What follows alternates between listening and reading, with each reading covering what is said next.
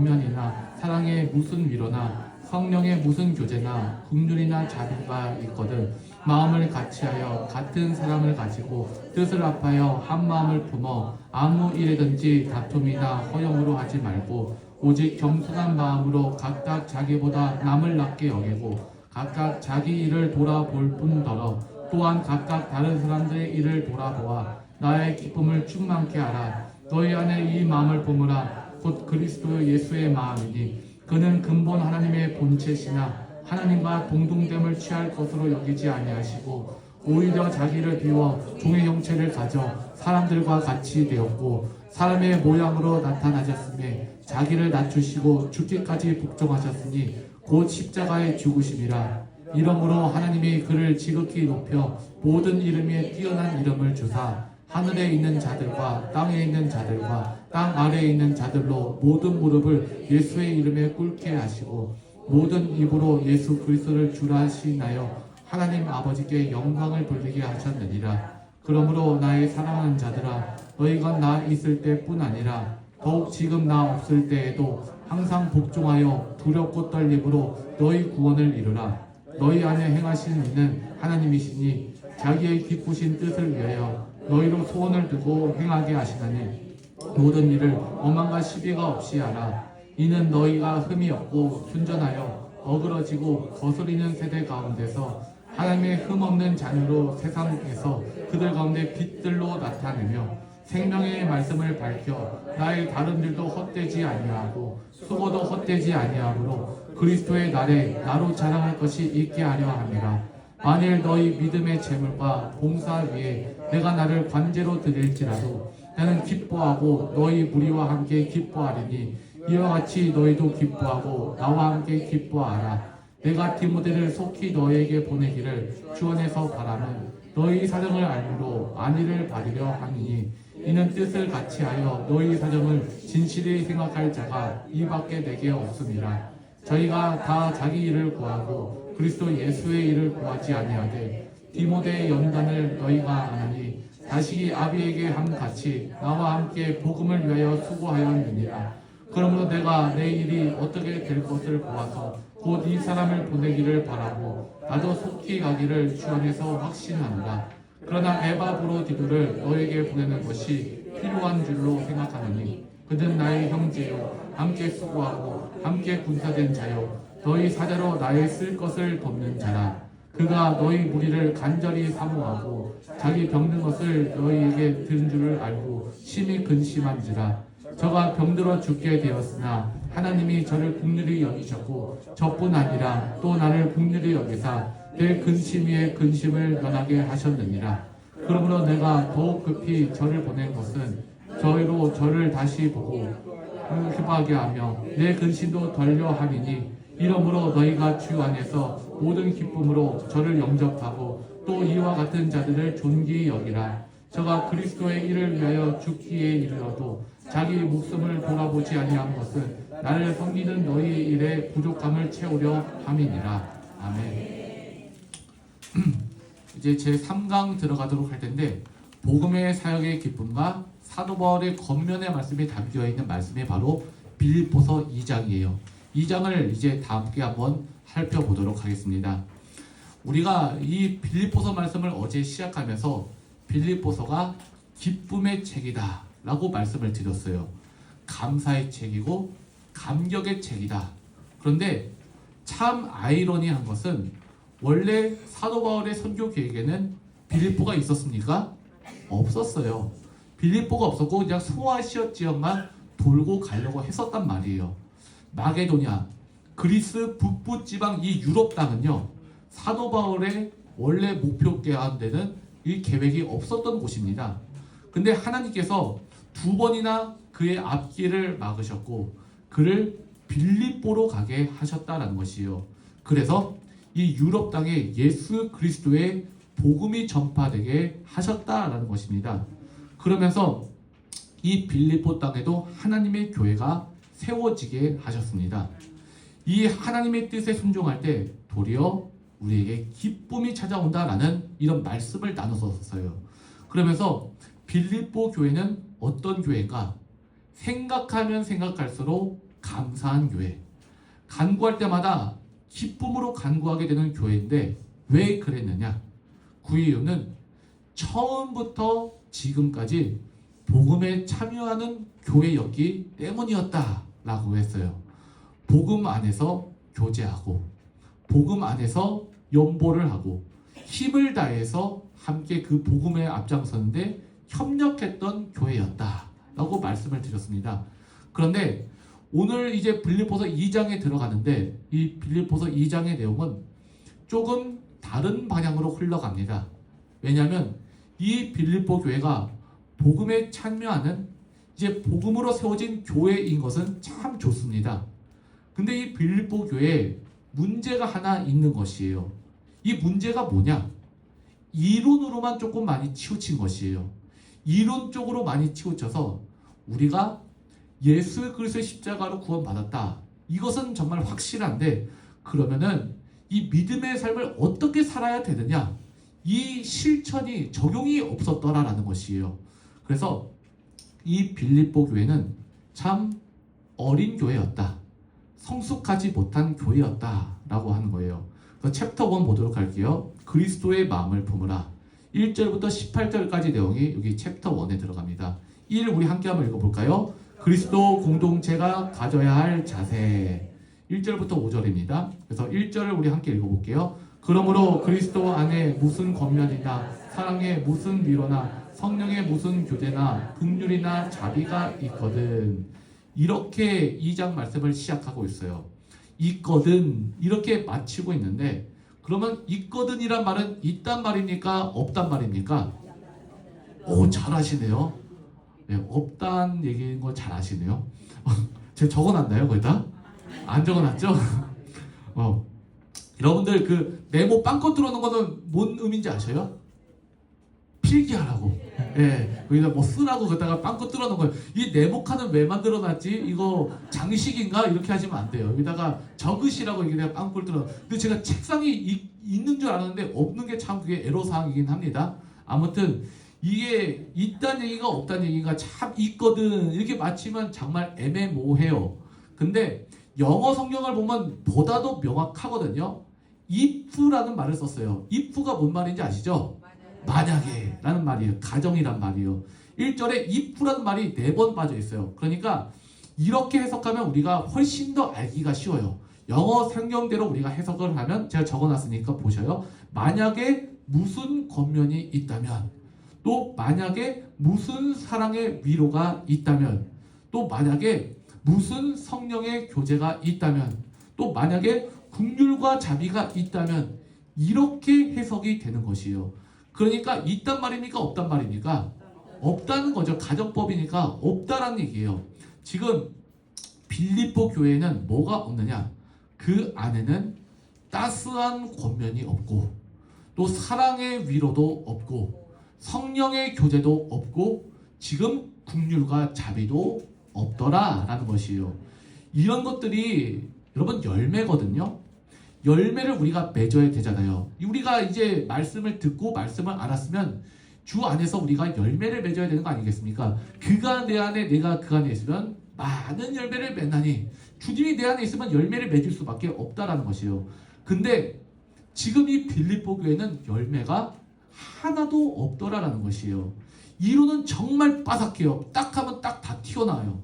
근데 열매가 없어요. 그래서 어떻게 하나? 2절 읽어봅시다. 마음을 같이하여 같은 사랑을 가지고 뜻을 합하여 한 마음을 품어. 지금 이게 뭔 말이냐?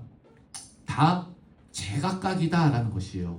빌립보 교회가 믿음으로 하나가 되지 않고, 마음을 하나로 하지 않고, 같은 사랑이 없고, 뜻이 다 나눠져서 여러 마음을 품고 있다라는 것이에요. 우리가 예수 그리스도를 머리로 삼으면 한 길로 갈 수밖에 없거든요. 왜냐하면 길이요 진리요 생명은 예수밖에 없기 때문에 그런 것이에요. 우리가 여러 가지 길을 가고 있더라도 결국엔 이 한 길로 모일 수밖에 없고 하나 될 수밖에 없다라는 것이에요. 근데 지금 여러 마음을 지금 품고 있더라라는 것이에요. 각자가 다 잘난 것이에요. 그래? 나도 구원받았고 너도 구원받았어. 그러면 난 내가 알아서 할게. 넌 이렇게 할래? 난 너대로 하기 싫어. 나는 내가 알아서 할 거니까 넌 너 맘대로 해. 그러니까 아무에게도 순종하지 않고 아무도 돌보지 않고 각기 자기 나름대로의 삶을 살고 있더라라는 것이에요. 자기 구원받은 것만 생각하면서 나만 구원받고 나만 잘 살면 되고 나만 천국 가면 되지. 이건 믿음 공동체가 아니다라는 것이에요. 그러다 보니까 마음을 같이 하여, 이 단어의 원래 원문을 보면 헬라 말로 프로네오라는 단어를 썼어요. 생각하다라는 뜻을 가진 단어거든요.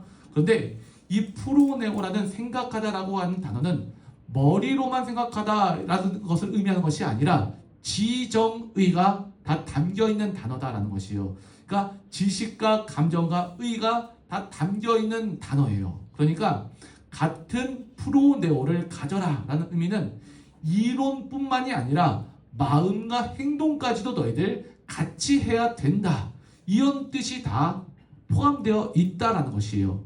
이어서 3절 함께 읽어보겠습니다. 아무 일에든지 다툼이나 허용으로 하지 말고 오직 겸손한 마음으로 각각 자기보다 남을 낮게 여기고. 지금 다툼과 허용이 이 빌립보 교회에 가득해요. 복음을 머리로만 들었으니까, 이론적으로만 받아들였으니까 자기가 다 나름대로 다 잘난 거예요. 우선 자기들끼리 서로 나달랐다고 싸우기 시작합니다. 다투는 게 뭡니까? 당을 짓고 편을 나누는 거죠. 넌 이거 좋아? 나도 이거 좋아. 그럼 난 우리 편. 너 이거 싫어? 넌 우리 편 아니야. 이게 당을 짓고 편을 나누는 것이에요. 서로에 대해서 배려하고 받아들여주고 용납하고 겸손한 마음이 전혀 없습니다. 그리고 허영을 부려요. 이 허영이란 뭐냐? 모든 영광을 내가 받는 것이에요. 모든 영광을 누구에게 돌려야 돼요? 하나님께 돌려야 되는데 이 모든 영광을 내가 독차지하고 그 영광을 가로채 버리는 것이에요. 즉 하나님께 영광 올려드리지 않고 내가 그 영광을 다 받아 누리는 것. 왜냐? 구원의 주인공은 나니까 오직 나만이 높임 받아야 되고 내 뜻대로 해야지 직성이 풀리는 것이에요. 그러니까 현대 우리 교회도 교회 오면은 내 자리예요. 내 자리 요구하고 내 이름 내기를 좋아하고 나만 챙겨주기를 원해요. 참 이런 부분들은 어린아이의 신앙생활이다 라는 것이에요. 바울은 너네 이렇게 하지 말고 어떻게 하라라고 권면합니까? 오직 겸손한 마음으로 각각 자기보다 남을 낮게 여기고.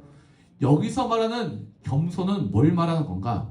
겸손은 부족한 나를 바라보는 것이에요. 여러분, 나예요.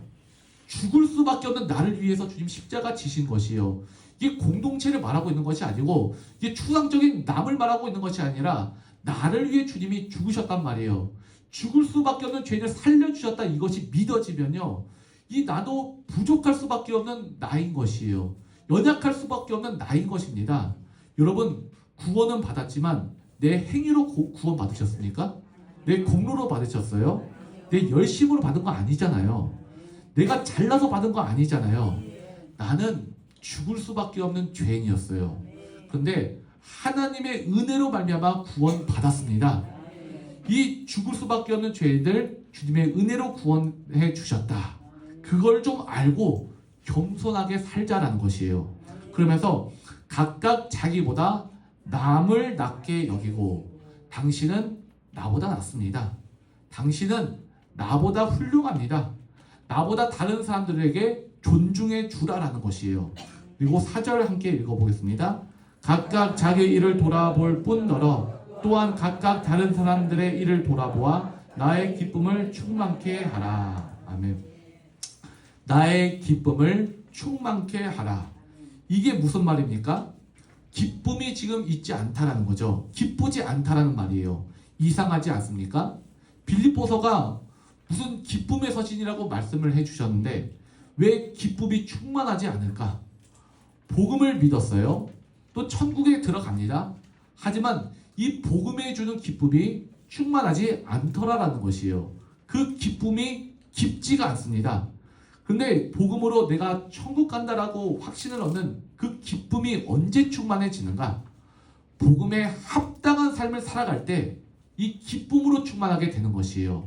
내 안에 계신 예수를 나타내는 삶을 말하고 있는 것입니다. 나보다 다른 사람을 높여주고 겸손하게 살고 우리가 서로를 돌아보면서 자기 일만 돌보는 것이 아니라 다른 사람에게 나의 삶을 내어주는 것. 예수님이 내 안에 계심으로 이런 행동이 자연스럽게 흘러나오는 것이에요. 여러분이 이런 것을 하라고 이게 하는 것이 아니에요. 여러분이 내가 이 일을 해야지, 착한 일 해야지, 도덕적으로 살아야지, 이렇게 내 의지로 하란 말이 아닙니다. 내 안에 계신 예수님이 계심으로 자연스럽게 이런 행동이 나올 수밖에 없는 것이에요. 그러므로 그 예수로 말미암아 이 땅에서의 천국의 삶을 누리니 얼마나 기쁨이 충만하겠습니까? 그래서 여러분, 이 빌립보서 말씀을 읽을 때 다만 구원받았기 때문에 기쁜가? 아니면 구원받은 복음에 합당한 삶을 살기 때문에 기쁜가? 이거는 전혀 다른 문제인 거거든요. 오늘날 우리 현대 교회들이 세상으로부터 지탄받는 이유가 뭐냐? 구원받지 않았기 때문에 그런 것이 아니에요. 왜 우리가 지탄을 받고 있는가? 천국을 못 받기 때문이 아니에요. 왜 손가락질을 당하고 있는가? 구원에 합당한 삶을 살고 있지 않기 때문에 그런 것입니다. 다른 사람 생각하지 않고 내 욕심만 차리고 있으니까 저 사람들 교회 다니는 사람들인데 왜 내 눈에 들보는 보지 못하고 왜 남의 티만 들죠? 왜 이 사람은 동그라미, 저 사람은 X, 동그라미 X 하면서 다른 사람들을 정죄하고 판단하고 안 믿는 사람과 똑같이 나가서 행동하니까 여러분들 세상에서 우리가 지탄을 당하는 거 아니겠습니까? 이것이 바로 우리들의 문제 아닙니까? 여러분, 영적 싸움은요 공포영화처럼 뿔 달린 마귀들과 싸우는 게 아니에요. 내 속에서 복음 알았으니까 됐어. 나 구원받았으니까 됐어. 이제부터 내 맘대로 살래. 넌 너대로 살아. 이 내 생각과 말을 통해서 또 행동을 통해서 이 환경과 상을 통해 틈타는 이 악한 영의 세력과 이 사탄 마귀와 싸우는 것이에요. 여러분, 빌립보 교회는 인정받아야 돼. 내가 높임받아야 돼. 내 뜻대로 할 거야. 이것이 그 교회 안에 큰 문제였더라라는 것이에요. 오늘날 과연 우리는 그렇다면 어떻게 살아야 되는가? 우리 안에 죄된 속성이 있기 때문에 교만하게 되고 또 남들 위에 서고 싶어하고 남들을 통제하고 싶어하고 내 마음대로 하고 싶은 마음들이 각자의 마음속에 다 있습니다. 그래서 이런 우리들에게 방법을 제시하고 있는데 그 방법은 바로 5절에 있어요. 5절 함께 읽어보겠습니다. 너희 안에 이 마음을 품으라. 곧 그리스도 예수의 마음이니. 아멘.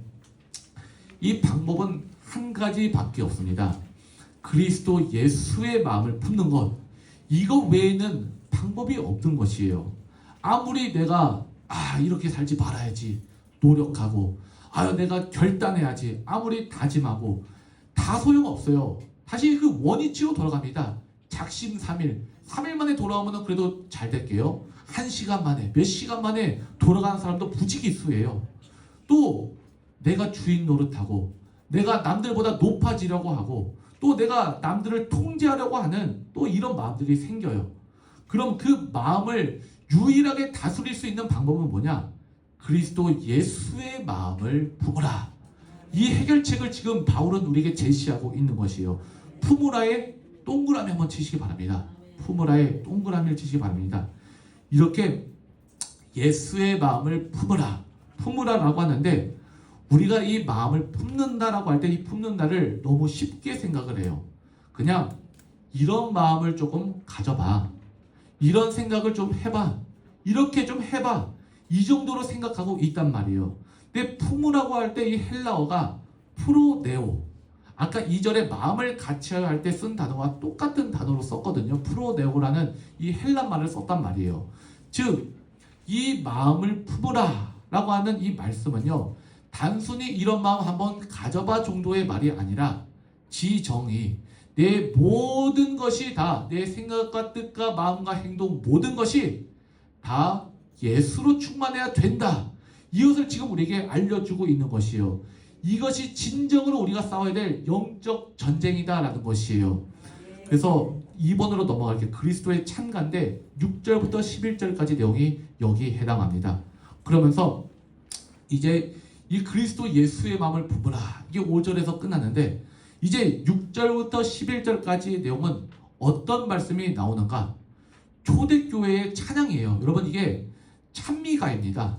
이 찬양시인데 예수 그리스도의 겸손과 근본 하나님이시지만 낮아진 예수님을 찬양하는 내용. 그러니까 우리가 교회에서 처음에 이제 예배 시작할 때 부르는 찬양 이런 거 있잖아요.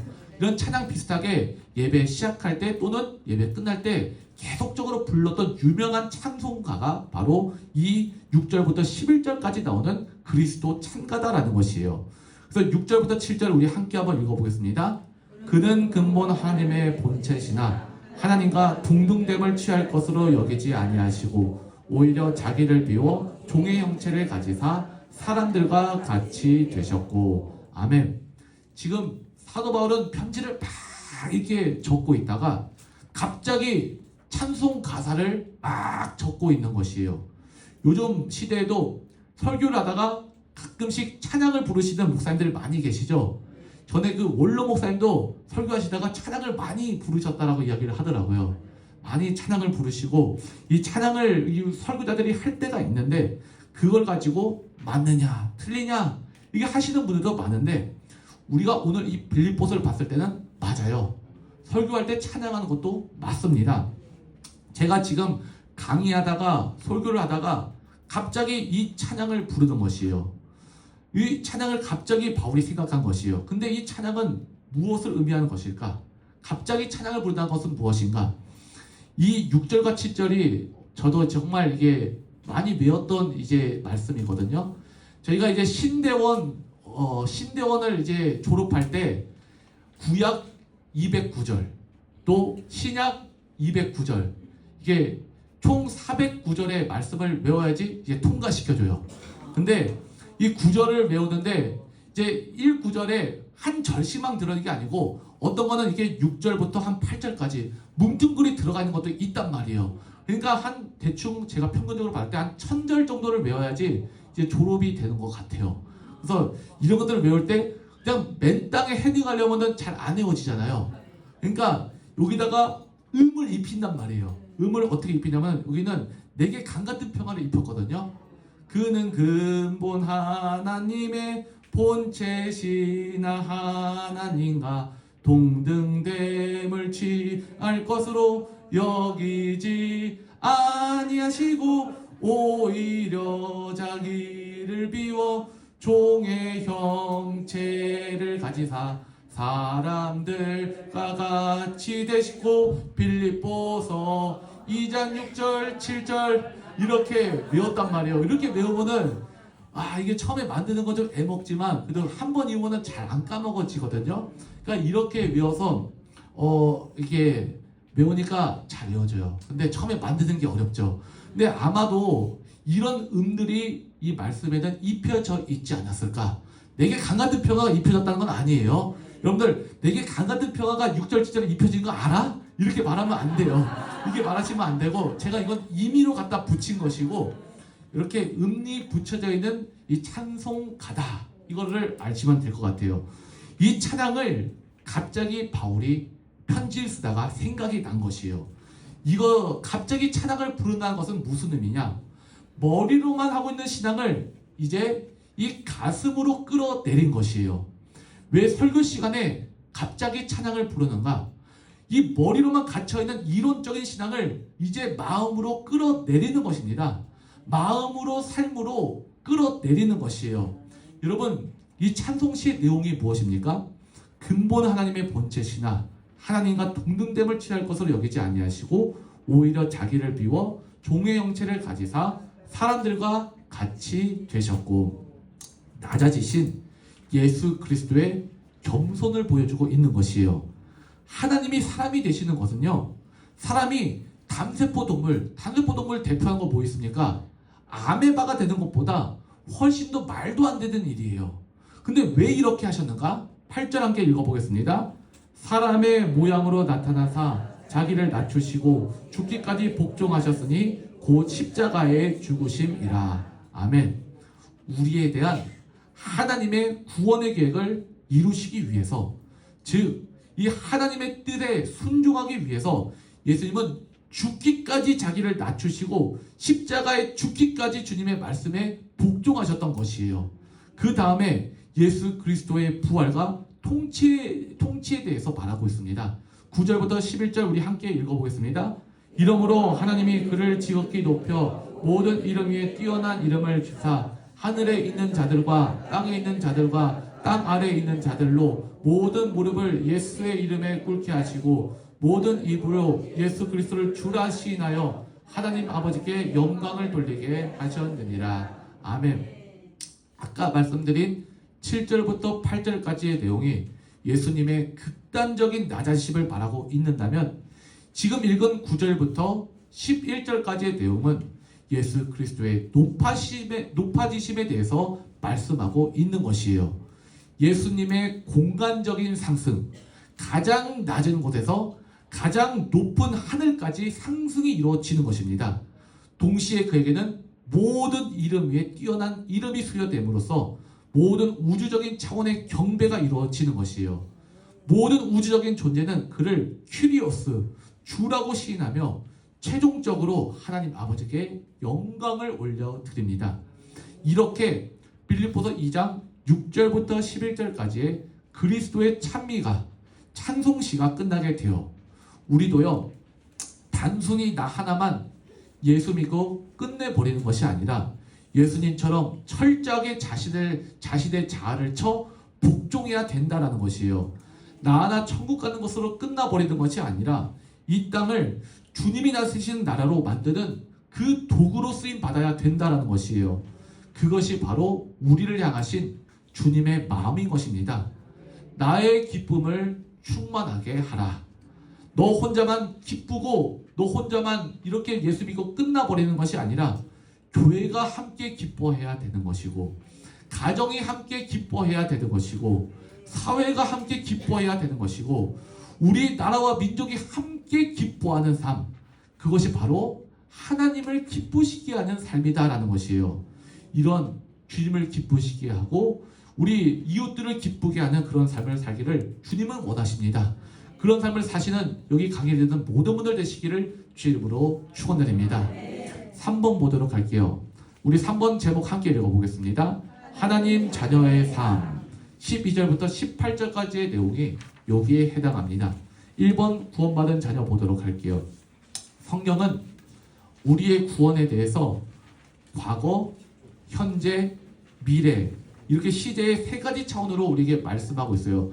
야, 그냥 구원 그냥 한 번으로 끝난 거 아닙니까? 한 번으로 끝났죠. 근데 구원도 이렇게 세 가지 차원으로 우리가 나눠서 볼 수가 있다라는 것이에요. 구원을 얻었다. 이거는 과거죠. 지금 구원을 얻어라. 이것이 현재죠. 구원을 이루라. 미래형이죠.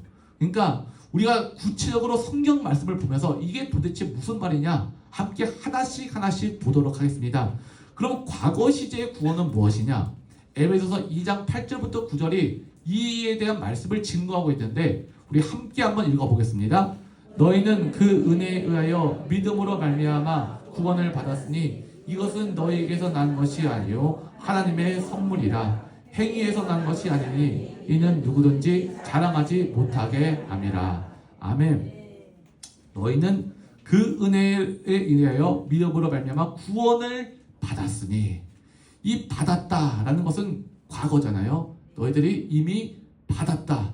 이 과거 시제는 이렇게 우리가 볼 수가 있는 것이요. 구원을 이미 받은 우리, 이렇게 에베소서에서 설명하고 있습니다. 또 현재 시제는 무엇이냐? 성경은 지금 우리의 구원을 이루어가고 있는 진행 중인 구원으로도 설명하고 있어요. 바로 빌립보서 2장 12절에 이렇게 나와 있는데 12절 말씀 우리 함께 읽어보겠습니다. 그러므로 나의 사랑하는 자들아, 너희가 나 있을 때뿐 아니라 더욱 지금 나 없을 때에도 항상 복종하여 두렵고 떨림으로 너희 구원을 이루라. 아멘. 여기서 너희 구원을 이루라. 이루라라고 번역된 헬라어 카테르 가제스테, 이 헬라 말은요, 이루어가다, 만들어가다는 뜻으로, 아직 구원이 만들어지지 않았으니, 이거 오해되어, 이거 빼셔요. 오해되어는 오타예요. 좀 헷갈리게 제가 오타를 남겨놨는데 오해되어가 나와 있죠. 그거는 지우셔요. 이루어가다, 만들어가다는 뜻을 가지고 있는데 아직 구원이 만들어지지 않았으니 계속 충성해서 그 구원을 완성하라라는 것처럼 오해를 사고 있어요. 근데 이 말은 현재형 시제이거든요. 그래서 이미 소유한 구원의 상태를 너희들 잃어버리지 말고, 이미 이루어진 그 구원의 상태를 상실하지 말고 매일매일의 구원의 삶을 이어나가야 된다. 이것으로 현재형 구원으로 쓰이고 있는 것이에요. 그럼 미래형 시제는 어떻게 쓰이고 있는가? 성경은 또 우리가 장차 이룰 최종적으로 완성될 구원에 대해서도 설명하고 있습니다. 즉, 이 미래 시제의 구원은요, 우리 영혼의 구원뿐만이 아니라 우리 몸도 예수 그리스도 같이 온전한 부활의 몸이 되어서 온전한 영광스러운 전인격체로 하나님과 함께 영원히 살아가게 될 그 생명을 말하고 있는 것이에요. 그래서 히브리서 9장 28절에는 이것에 대해서 이렇게 증거하고 있습니다. 우리 함께 한번 읽어보겠습니다. 이와 같이 그리스도도 많은 사람의 죄를 담당하시려고 단번에 들이신 바 되셨고, 구원에 이르게 하기 위하여 죄와 상관없이 자기를 바라는 자들에게 두 번째 나타나시리라. 아멘. 이제 장차 예수님께서 재림을 하실 때 구원을 받은 모든 성도들은 영광스러운 부활의 몸을 입고 하나님 나라에서 주님과 함께 영원히 살게 될 것이에요. 그래서 다시 본문 12절로 돌아가면요, 여기서 구원의 현재형으로 쓰였죠. 구원을 이루라 라고 말씀하고 계십니다. 근데 이루긴 이루는데 어떻게 이룰 수가 있는가? 13절을 함께 읽어보겠습니다. 너희 안에 행하신 이는 하나님이시니 자기의 기쁘신 뜻을 위하여 너희에게 소원을 두고 행하게 하시다니. 아멘. 사람이 할 수 있습니까? 사람은 못해요.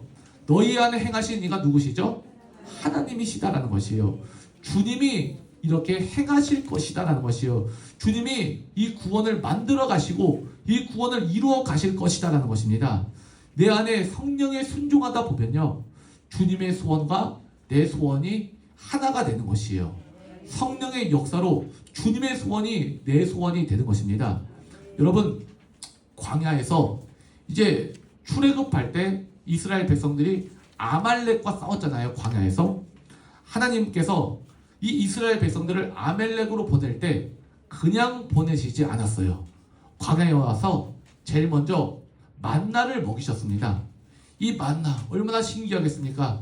이제 이 하얗게 이게 눈 같은 이제 까리씨 같은 이제 만나가 내리는데 만나를 먹이셨단 말이에요. 만나뿐만 아니니까 고기도 먹이셨죠. 메추리기가 어떻게 날라는지는 모르겠어요. 손에 잡히게 날라왔겠죠. 이 메추라기 떼를 보내셔서 이 메추라기도 먹이셨다는 것이에요. 근데 밥만 먹이면 안 돼요. 밥보다 더 중요한 게 있죠. 그게 뭐죠? 물. 물 없이 여러분 살 수 있습니까? 물 없으면요, 밥 없는 것보다 더 빨리 죽어요. 물이 더 중요하더라라는 것이에요. 이제 이스라엘 백성들이 물이 없어요. 목이 마르다고 하니까 바위를 쳐서 생수가 나게 하셨더라라는 것이에요. 그 이스라엘 백성들의 이 물을 주셔서 갈증을 해소해 주셨어요. 밥도 먹고 이제 물도 먹었죠. 그러면 이제 아말렉이 오는 것이에요. 그 아말렉은 우리가 영적인 의미로 바라봤을 때 내 육을 가리킵니다. 이스라엘 민족들 가운데 여러 가지 적들이 참 많았죠. 애굽도 이스라엘의 적이었죠. 아말렉도 이스라엘의 적이었죠. 블레셋도 다 이스라엘의 적이었어요. 여러 형태들의 적들이 있었는데 우리가 아말렉으로 갈 때는 뭐냐? 이스라엘 민족의 가장 가까운 육을 가리키고 있는 것이에요. 족보로 따지면 아말렉 민족이 친척이거든요. 창세기 36장 11절에는 이렇게 나와 있어요. 에서의 아들 엘리바스의 첫 딥나는 아말렉을 낳았다. 그러니까 에서의 아들 그리고 아들 엘리바스의 또 아들이니까 이 에서의 손자가 되는 거란 말이에요. 그러니까 먼 친척 관계에 속해요. 이스라엘 민족들과는요. 우리가 사는 세상도 마찬가지입니다. 이제 밥도 먹고 이제 내가 물도 마셨다. 그렇다면 이제는 육이 적이에요. 그러면 이 육을 어떻게 우리가 이겨낼 수가 있는가? 육만 죽으면은 마귀도 들어올 길이 없거든요. 세상도 내게 들어올 길이 없어요. 이게 죽어버리면 발 디딜 곳이 없는 것입니다. 나에게 이 악한 영의 권세가 역사할 수가 없는 것이에요. 근데 내 육이 살아있으면요, 세상도 들어오죠. 이 육을 통해 마귀도 나를 유혹해 먹죠. 그러니까 가장 귀중한 것은 생명의 떡을 먹고 영원히 마르지 않는 생수를 마시는 것이 중요합니다. 그 생명의 떡이 뭐고 영원히 마르지 않는 생수가 무엇이냐? 생명의 떡은 하나님의 살아있는 말씀인 것이에요. 그럼 생수는 무엇이냐? 바로 이 생명수, 성령을 말하고 있는 것입니다. 확실히 거듭나서 하나님의 말씀을 먹고 성령 충만을 받았다. 이렇게 육을 이기는 길이 바로 이것이다라는 것이에요. 그럼 육이 완전히 해결돼 버리는 것이에요. 아말렉을 물리칠 때 우리가 이스라엘 백성들이 이것을 어떻게 승리한지 확실하게 알고 있어요. 모세가 산 위에 올라갔죠. 산 위에 올라가서 어떻게 했죠? 두 손을 들었죠. 이 두 손을 들었을 때 어떻게 됐죠? 이스라엘 백성들이 승리하고 있었고, 이 손이 팔의 힘이 떨어지자 어떻게 됐죠? 아말렉이 이겼단 말이에요. 손이 올라가면은 이스라엘 백성이 이기고, 손이 내려가면 이스라엘 백성이 전쟁에서 집니다. 이것은 무엇을 의미하고 있는가? 예수님이 죽고 부활하셔서 성전 보좌 우편에서 우리를 위해 기도하고 계시는 것이에요. 예수님은 이미 승리하셨습니다. 십자가에서 이미 승리하시고 부활하시면서 승리하셨어요. 이것을 믿으시면 되는 것이에요. 그래서 이 이김을 표현해내는 것이 싸움입니다. 우리 힘으로 싸우는 것이 아니에요. 이걸 다른 말로 하면 땅 짚고 헤엄치기다라는 것이에요. 이게 우리가 헤엄을 쳐, 발이 디디지 않으면 우리가 헤엄을 쳐야 되죠. 참 안심이 되지가 않아요. 이 발이 닿지 않으니까 참 안심이 되지가 않은데, 근데 이 발이 디뎌지면 얼마나 안심이 됩니까? 땅 짚고 헤엄치기다라는 것이에요. 제가 이제 서구 주민이거든요. 그래서 서구를 특별히 옹호하는 건 아니고 그렇다라는 것이에요. 그렇기 때문에 제가 이제 애들을 데리고 이제 물놀이를 갈 때가 있어요. 물놀이라기보다는 이제 같이 이제 수영이라기보다 이제 물에 들어가게 할 데가 없으니까 가끔씩 이제 그 해수 사우나 아세요? 네. 거기 서구에 유명한 해수 사우나 아세요 혹시? 네. 뭔지 아세요? 네. 해수야 놀자. 여러분들 거기 가시면 만나면 어떻게 하죠? 아무튼 이제 해수야 놀자 거기를 가는데 애들한테 야 워터파크 가자. 그래서 이제 해수야 놀자 가는 거란 말이에요. 이제 가면은 첫째, 둘째, 이제 첫째는 자기 나이 10살이에요. 10살인데 자기 나이보다 키가 훨씬 더 커요. 이거 둘째는 7살인데 자기 나이보다 한두 살 어린 애처럼 작아요. 그래서 이제 형이랑 이제 아빠는 이제 발을 다 딛고 걸어가는 거예요. 탕에 들어가서. 근데 둘째도 물속에 퐁당 하면서 점프를 딱 뛰어요. 발에 닿니까 안 닿니까? 쏙 들어가는 거예요. 그러면 이제 황당해갖고 당황해서 막 호적거리면서 얘 다시 물에 안 들어갈래 이렇게 울면 이제 집에 가야 되는 거예요. 근데 이제 그 아이에게 이제 처음에 이제 물에 공포감이 없어지려고 이제 발이 디디는 곳에 가니까 얘가 이제 물이 이제 얼마나 좋아요. 발이 디뎌지니까 이제 아이가 안심이 되는 것이에요. 아 이제 물도 참 좋은 거구나. 발이 디뎌지는 게 참 안심이 돼요. 우리에게 주님이 주신 그 능력이 뭐냐? 땅 짚고 헤엄치게 해주신다라는 것이에요. 주님이 이미 승리하셨음을 믿으시면 되는 것입니다.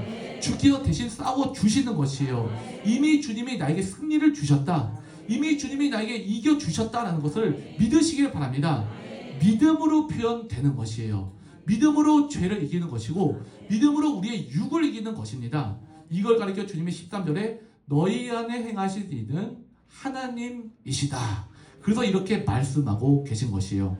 하나님께서는 여러분 안에 하나님이 기뻐하신 일을 할 수 있도록 돕고 계십니다. 또 하나님은 그것을 할 수 있는 힘과 능력도 여러분에게 공급해주고 계심을 믿으시기를 바랍니다. 14절 말씀 함께 읽어보겠습니다.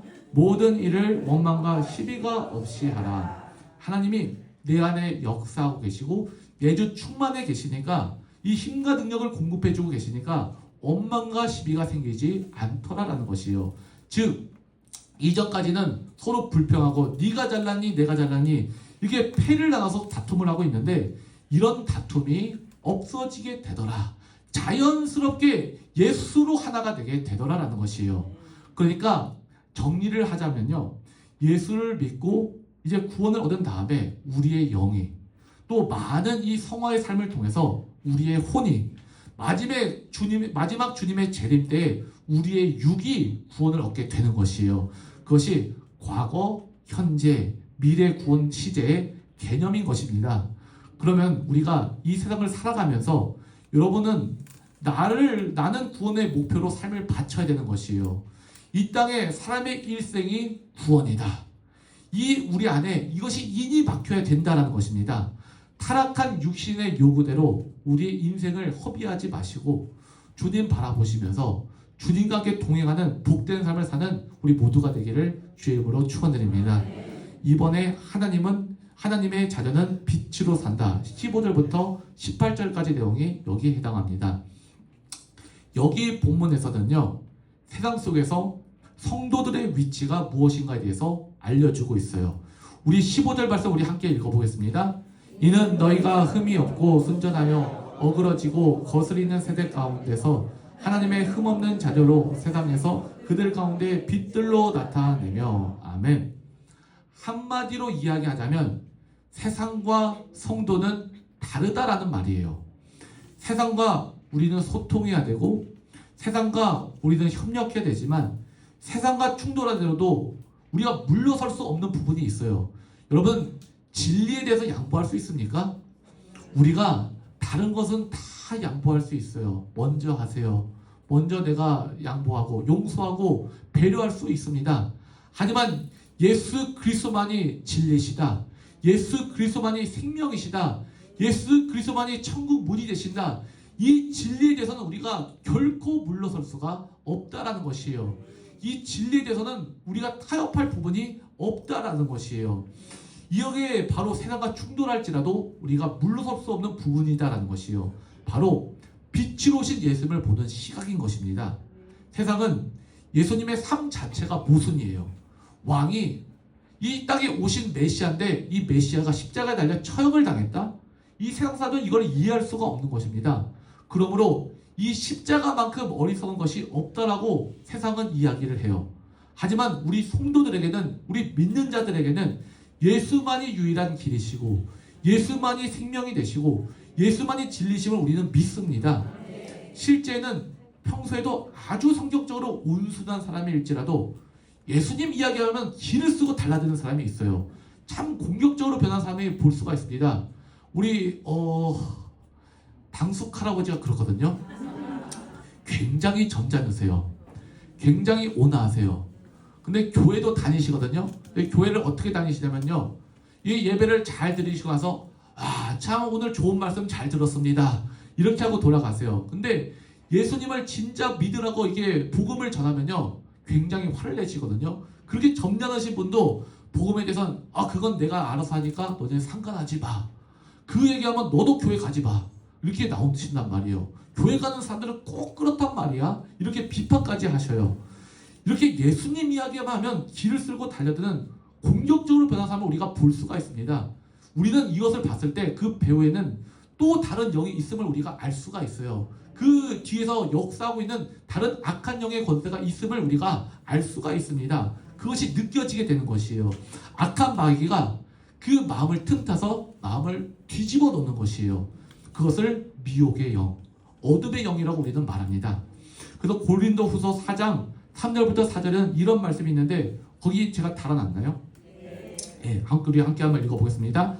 만일 우리 복음이 가리웠으면 망하는 자들에게 가리운 것이라. 그 중에 이 세상 신이 믿지 아니하는 자들의 마음을 혼미케 하여 그리스도의 영광의 복음에 광채가 비치지 못하게 하느니 그리스도는 하나님의 형상이니라. 아멘. 이게 바로 뭐냐?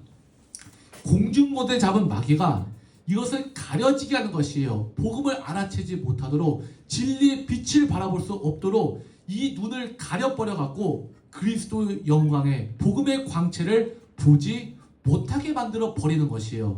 그렇다면 이 어둠을 깨서 그들에게도 복음을 전해야 되는데 이 어둠을 깰 수 있는 방법은 무엇이냐? 16절 우리 함께 한번 읽어보겠습니다. 생명의 말씀을 밝혀 나의 다름질도 헛되지 아니하고 수고도 헛되지 아니하므로 그리스도의 날에 나로 자랑할 것이 있게 하려 함이라. 아멘. 생명의 말씀을 밝혀 생명의 말씀을 심겨주는 것이에요.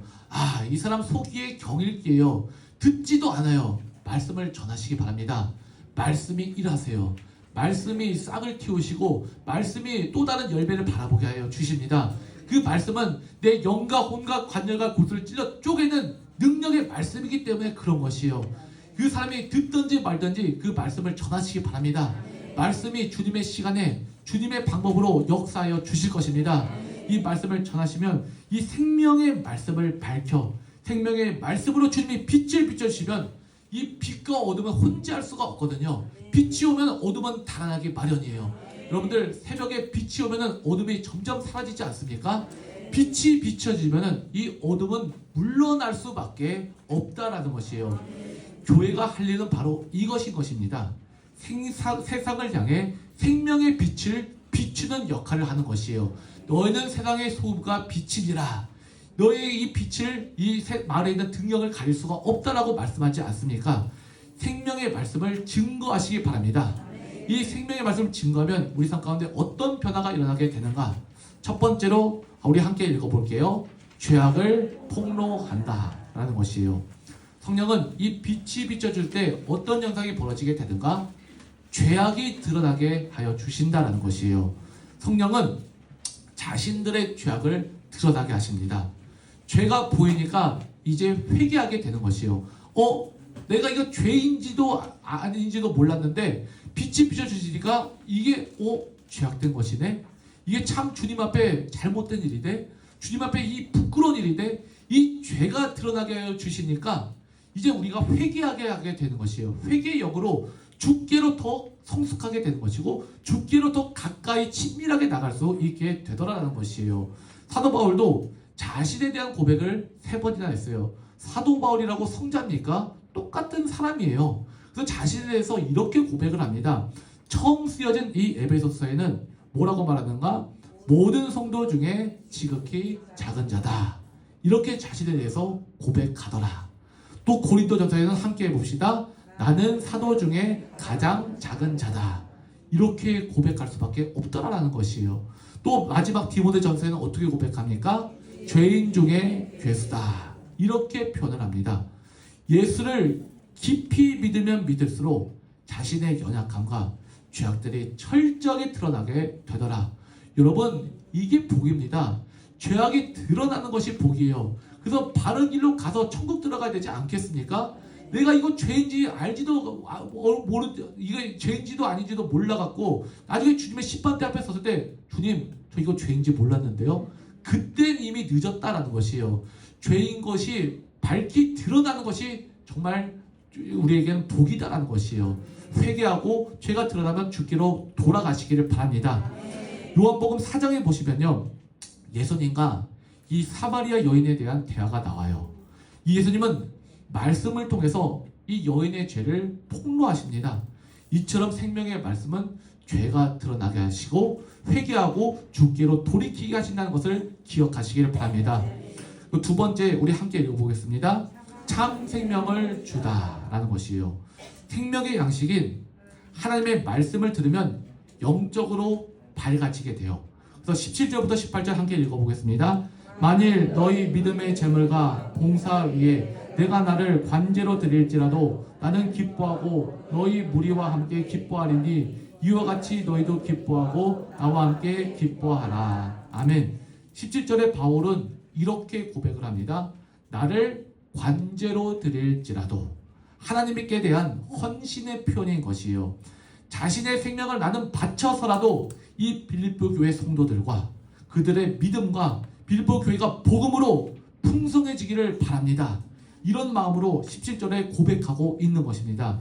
근데 바울이 저런 말을 했다라는 것이 중요한 것이 아니에요. 참 바울 대단하다, 이렇게 위해서 이 말씀을 기록한 것이 아니에요.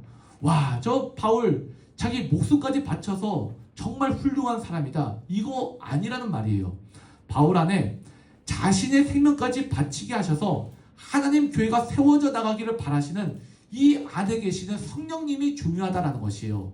즉 바울이 잘나서 이렇게 하는 것이 아니라 이 바울 안에 계신 성령의 명령에 따라서 자기 생각과 의지를 관철하지 않고 빌립보 교회에 예수 그리스도의 복음이 선포되기를 소망했더라라는 것이에요. 그렇기 때문에 자신을 기쁘게 희생 제물로 드릴 수가 있었던 것입니다. 말씀이 육신이 되어 이 땅 가운데 오신 예수 그리스도의 빛으로 어둠의 세력을 끼는 모든 빛의 자녀 되시기를 주의 이름으로 축원드립니다. 큰 챕터 2를 보도록 할게요. 이제